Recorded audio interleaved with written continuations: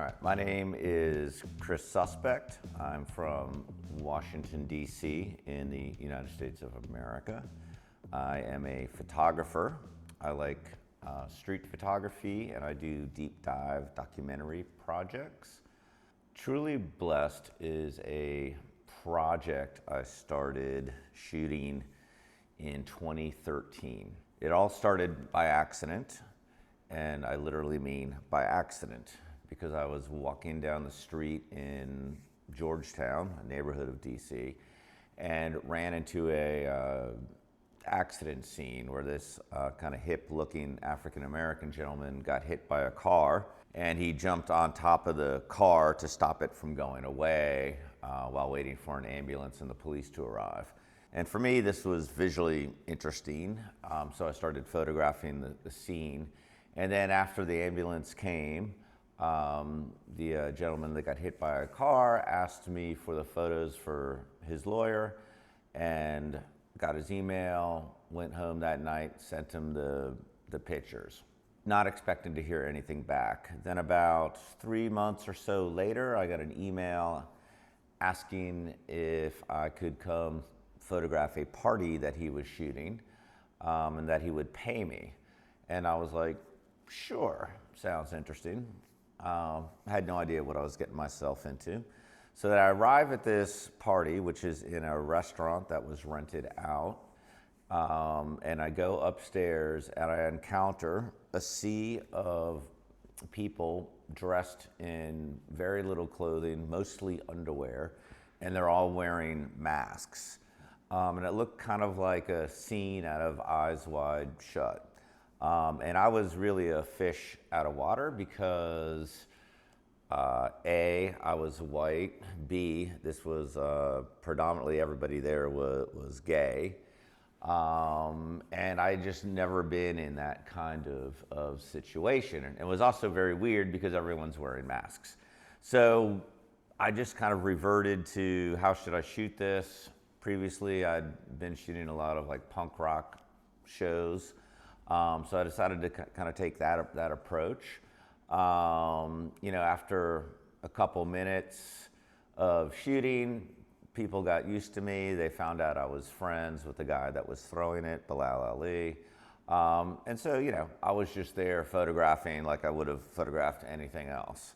So I got, I got a little bit more comfortable and started shooting a little more loosely. And then afterwards, I sent all the photos to Bilal, and then he shared them with everyone at the party. Week later or so, I started getting invited to other parties to photograph those, or photograph some of these folks in their homes. And for me, as a white male, I was kind of entering this world that I didn't really know much about, and probably a world that most people like me would not be invited to enter anyway. So I decided to, I'm going to take advantage of this and just kind of see where it goes. So I photographed many parties, couples in their house, just hanging out. And I told them at the time, I think this is interesting, could be a really cool project. They were all into it. And then in reviewing my work, I began to notice that a lot of my subjects had religious tattoos or were wearing crosses.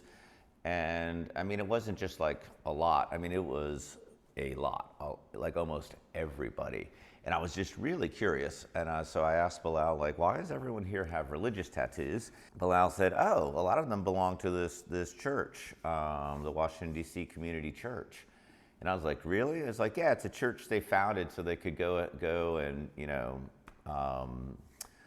practice their religion, because the African-American Black Baptist Church is notoriously homophobic and they don't feel comfortable there. And I was like, you have to take me to your church. And Bilal is Muslim, so he introduced me to Terrence Equality Ford. And Terrence brought me to the church. The first time walking into the church, I was extremely nervous. I'm pretty sure I didn't bring my camera. But I did bring a portfolio of images I shot from these kind of crazy parties. And so Terrence introduced me to the Reverend Aaron Wade Jones. And I sat down in his office before his service began. And told him my idea, how I'd like to kind of come into the church and shoot, because it feels to me this is sort of like a 360 view into the lives of these folks. And he looked at my work. I was super nervous. And then he had a quick aside with his partner.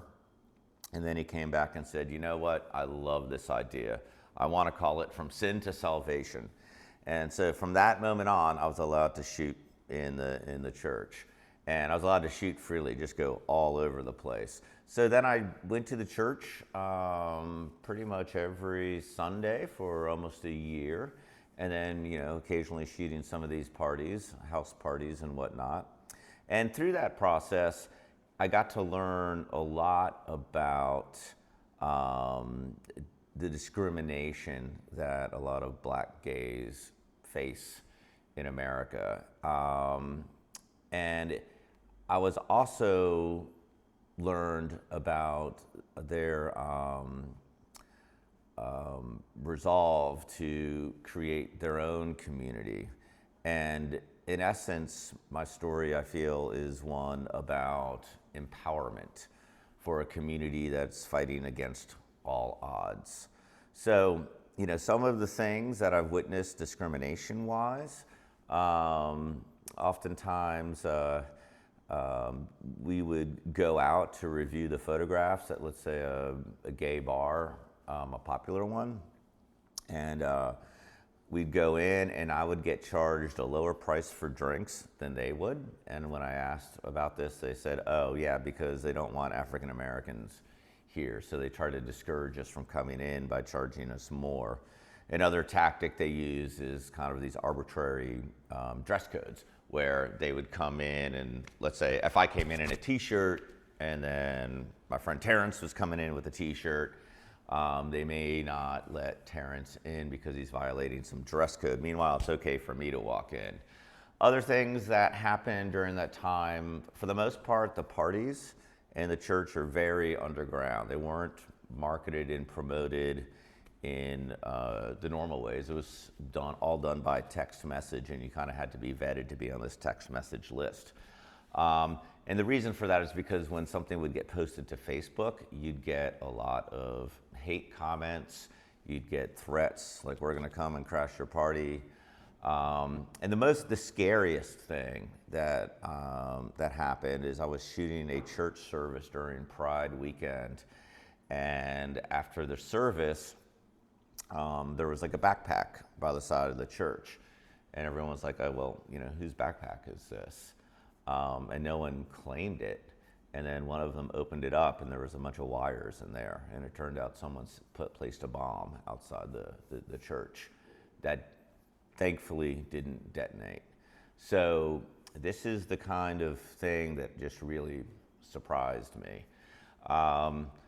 So once I completed the work and taken the idea of sin to salvation, like literally, because I go from their kind of wild parties to them in church, I wanted to find a publisher that could put the book out in a respectful way.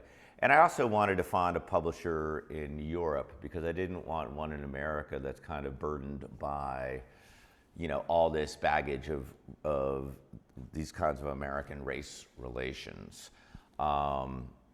So fortunately, I found King Koala in Italy, like 9 years later. And they loved it and thought it was important work to put out. So that's how Truly Blessed came to be. It was a project I sat on. It was very important to me, and I wanted to make sure it was presented in a respectful manner, and images from the book wouldn't be used out of context. So yeah, that's Truly Blessed.